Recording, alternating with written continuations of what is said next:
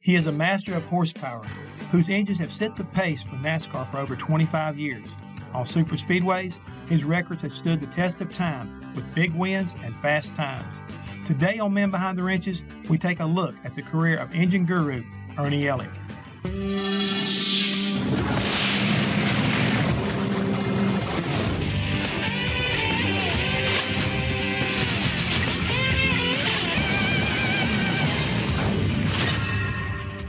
In the late 70s, a new family hailing from Dawsonville, Georgia, quietly made their entrance into the NASCAR Winston Cup arena. By the dawn of the 80s, Ernie Elliott's horsepower set the tone for unimaginable success for the entire family. Hello and welcome to Men Behind the Wrenches. I'm your host, Jeff Hammond. After years of struggle, the Elliott's family racing operation reaped the rewards in the mid-80s with Bill behind the wheel. But it was Ernie's powerful engines and leadership that propelled them to championship heights. During the 60s, the Elliott's maintained a family building supply business in quaint Dawsonville. Patriarch George had a passion for cars and participated in the sport at the local short tracks. It was his father's love of racing that introduced Ernie into the world of horsepower as a kid. You know, basically, Daddy drug us to the races, and I think it was just an attempt to keep everybody out of trouble. You know how it is. You get around it and you just get interested in doing it. Yeah, I think it's always been a foregone conclusion because Daddy's always been involved in racing. He didn't drive, but he always had cars. All the Elliott's, Ernie, Dan, and Bill worked at George's building supply company, while also helping with the family dealership and the parts truck at the local racetracks. That was where all three brothers would try their hand at driving. But by age 19, Ernie found his strength was in the car's mechanics. It was those skills he focused on before going to college. There is no way today that you could succeed the way I started on the deal, because it was a school of hard knocks when I did. You know, I would have liked to have gone to an engineering school, but there was not any way possible for me to do that and work at the same time. After college, Ernie returned to the parts business, but this time with a different vision of the family's racing passion. Daddy viewed racing as like most of us view going fishing or going hunting or something of that nature. I mean, it was recreation to him.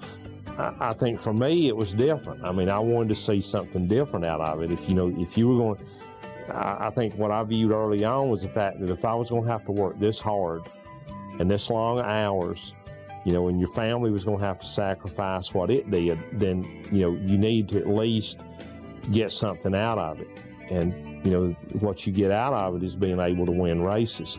The young Elliott clan tested their skills around the Georgia short tracks, finding some success. Despite their inexperience, George kept encouraging the boys to take the next step to Winston Cup racing. That was a big step. I mean, that was not something that was that you looked upon lightly. I mean, you spend $20,000 or $30,000 the whole year running your short track car, and you go to Winston Cup and you spend $20,000 in one race. I mean, that's a pretty big jump. And plus you travel, and I mean, none of us were world travelers, so I mean, we didn't, but we got an education real fast. I did the chassis side and whatever I could do car-wise, and Ernie did the motor side. So that, when he needed help, I'd help him, and vice versa. When I needed help, he'd help me. And, there's some of the stuff that when I didn't go to any kind of trade school to learn anything, it was all trial and error and learn it on your own. And it was a big learning curve. Mother did what she could. She sacrificed. Daddy sacrificed. We all three as brothers, because of the things, most of the money was spent on the race car, so you didn't have the money to spend on anything else. We didn't lack for anything. We made a living, but there wasn't very much beyond that. It was the mid-70s, and things were about to change. The Elliott's had carved a name for themselves around the Georgia short tracks by the mid-70s. But their father George had a vision of the family racing in NASCAR Winston Cup. In 1976, with Ernie's engine under the hood, the family headed for Rockingham for the taste of the big time. It was an intimidating experience. Shoot, we had no idea what it was about. I mean, we didn't have a clue. I sort of disagreed at times. I felt like we were moving too fast, But in retrospect, I mean, you look at it and say, well, you know, Daddy was exactly right. You know, Daddy's philosophy was that as soon as you learned, you know, anything at all from the series you were racing in, you need to move up to another series and learn from different people. You know, you always learn from people that are better than you are, not from people that are not as good as you are. We didn't have anything. I mean, we just, you know, he took what he could and put in the race car, and then, you know, we took parts and pieces from wherever we could or whatever we could, and, you know, finished it out. Was able to go to Rockingham, and even to make the race was a major goal for us. It was the beginning of a fairy tale. It was one of the scariest things that I had ever been through or was about to embark on. To be out there competing with people that you had watched race, and those were the heroes that you had grown up wanting to be like. But for 3 kids out of Dawsonville to be raised the way we were, this was a small town, never had been exposed to anything like this, never had any idea what it would be all about. And it was, for me, it was a whole new world. The Elliott's finished 33rd in their debut and raced a total of 7 events that year. Meanwhile, Ernie had taken on a dual role of engine builder and crew chief, overseeing 2 vital parts of the operation. There was just literally nobody else to fill the role. So, I mean, we did what we had to do to race. You know, there's that old saying, if you don't like the way things are done, do it yourself. You know, and if there ain't much money to go around and you're having to sign checks that there's barely going to be enough money to be there, or, you know, you're really struggling, then it really gives you a whole new perspective on life. So you don't want people making decisions that are not going to be decisions that are in your best interest. Through the next 6 years, Ernie's learning curve as an engine builder continued, while the Elliott's family operation struggled. With George's backing, they ran a limited schedule, earning 20 top 10s in 51 races. Ernie's power plant showed potential on the racetrack, but the family needed money to fund their dream.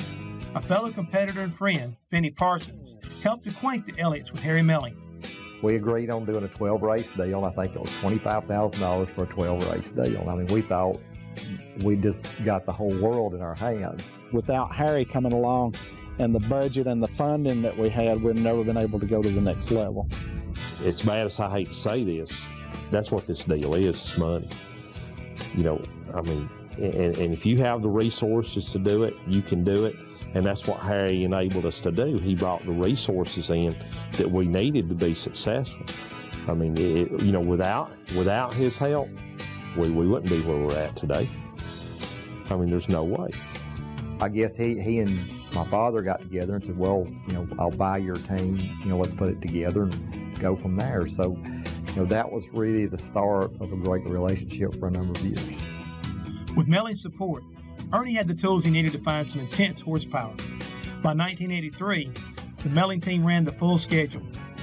By Riverside, Ernie had finally saw his first victory while the team finished 3rd in the championship point standings. Ernie had tasted success, but he knew he had a lot to learn.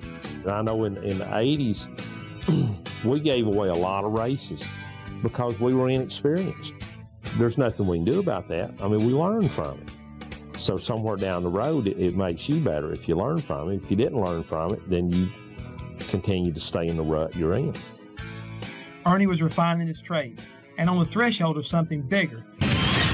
Sequestered in Dawsonville, by the start of 1985, the Melling team won a total of 4 races in a short time together. But this season would be different. Series sponsor Winston had already set the tone with a new bonus offering. If a team could win 3 of the 4 crown jewels of NASCAR Winston Cup racing, Daytona, Talladega, Charlotte, and Darlington, there would be a $1 million payday. When the banquet was on in '84 and they announced the Winston Million, you know, I'd never won Daytona, I'd never won a lot of the races they were talking about. I thought that was the farthest thing from my mind that could ever happen. The Winston Million may have been far from the Elliott's mind, but Ernie's engines were about to power the Melling operation right into its path, a place which they were totally unprepared for. Ernie was probably ready for it, but he was not thrust in the spotlight nearly as much as Bill. Now, that's a huge life change for anyone. And some adapt to it well, some don't. But he didn't have none of that family had the opportunity to grow with the sport, say like Richard Petty did. It was like they were on a whirlwind and a rocket ship, and they were thrust into the spotlight immediately. The amazing feat would start with a dominating run at Daytona. At Talladega, Bill made up a lap as Ernie and the crew repaired a broken oil fitting. By Darlington, the media attention was overwhelming for the entire Elliott clan. Now, our philosophy was to win races. You know, it was not to be a media attraction. That was such an overwhelming deal because I think up to that point there was nothing bigger in motorsports to that point in time had ever happened. I mean, we all just got to be a part of it, you know, and I think that all sides probably didn't handle the deal very well. You literally could not get any work done. I was working on the car at Darlington, I'll never forget it, and I left the car to go to the truck to get something, and by the time I'd been bothered so much by the time I left the car, by the time I got to the truck, I couldn't remember what I went to the truck to get. You know, and I said, I don't need to be working on a race car like this. And I know that it affected Ernie and Bill quite differently. But for me, it was the best thing that ever happened to me, and I just enjoyed it and had a good time with it. Knowing that you set out to do this, knowing that together as a family that you could accomplish this, it was incredible. The Southern 500 was the Million crew's last chance at the meet. Ernie's engine powered them to the pole for the start. After nearly getting lapped, the race came down to a battle between Bill and hometown favorite Cale Yarborough. With 43 laps to go, Yarborough's car suddenly blew smoke. His power steering failed. Eventually, Elliott would beat Cale by 0.6 of a second to win the historic Million. The boys from Dawsonville were now national celebrities. It was almost like you were something beyond everybody else there. You were placed higher, way higher than anybody else that had ever come through the sport. Because all that did after that was it put everything under a stronger microscope. You know, now, you know, everything you did was scrutinized, you know, more than what it had been in the past. You know, I grew up in a small town, and I enjoyed people because that's kind of the way you were back then. And they always, if you walked up to somebody on the street, it was, hey, how you doing? And my motto was, by the end of '85, if somebody walked up to you and you looked at them and says, what do you want? You know. The more people pulled at them, the more that Ernie and Bill tended to, particularly Ernie, go back to the environment that they had known previously. Lost in the chaos of the Million was the championship. After the win at Darlington, Ernie found his Million team with a 206-point lead with 8 races to go. The crown came down to a battle with 2-time Winston Cup champion Darrell Waltrip. Waltrip chiseled at the Million advantage, taking the championship lead at North Wilkesboro, and never looked back. In '85, we did not know how to win a championship. Okay, we were not smart enough to win a championship. We made some really dumb mistakes. We had a couple of things that happened to us that happened 2 or 3, I know twice, maybe if not 3 times, that stuff broke that we should have, when it broke the first time, we should have went another direction. There was no way anybody was going to catch him the way he had been running for the championship. But we just kept nibbling away, and all the races we won in the second half of the year. He kept breaking down. We kept finishing consistently. First thing you know, go to Riverside. He has trouble. We don't. We win the championship. Well, Darrell won the championship, and that was great for him. But I'll tell you, I wouldn't have traded the championship for that. And I think if he had won it, he wouldn't have traded the championship for it either. I mean, because I think it was a very unique point of history. With 11 wins, 11 poles, and $1 million payday, Ernie, Bill, and Dan had carved their place in history. After making their mark in NASCAR Winston Cup in 1985, Ernie and the Million crew took 1986 to catch their breath. They won twice en route to a 9th place finish in the championship. In 1987, Ernie's engines made the Million team the group to beat on the super speedways. First, they dominated speed weeks, winning everything at the beach. While at Talladega in May, they set the record for the fastest qualifying lap in history at 212.809 miles an hour, a milestone that still stands today. We put all our emphasis on our speedway program. We put basically no emphasis on the short track program. I mean, none at all. And I think basically it was just a combination of, our philosophy about how we wanted to race. It was the fact that Bill was very smooth at those places, and we could really, we really worked hard on the bodies. We worked hard on the motors, and that was the places that it really showed up.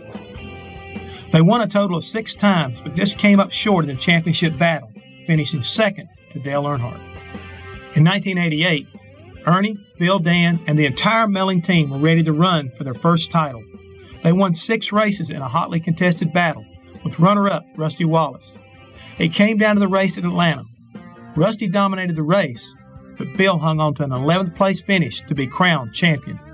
We got a lot of criticism in Atlanta for the way we ran that race, but I told everybody how I was going to run the race.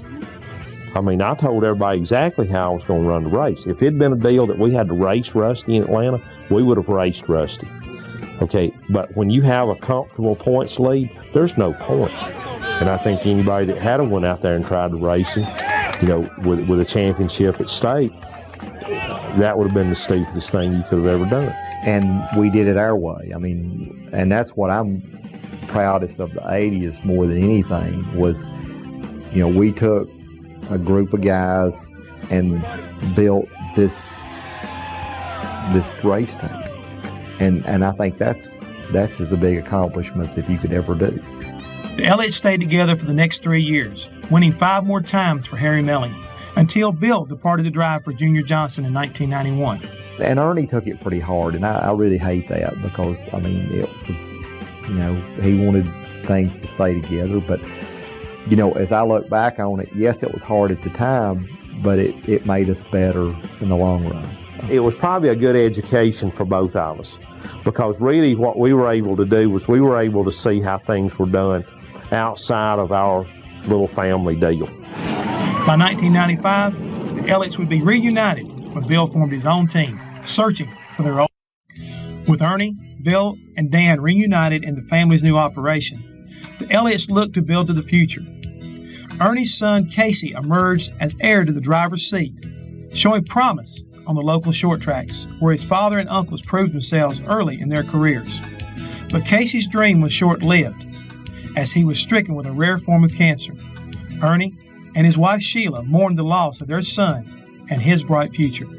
I'm not going to tell you at times it doesn't get tough, but life goes on no matter what.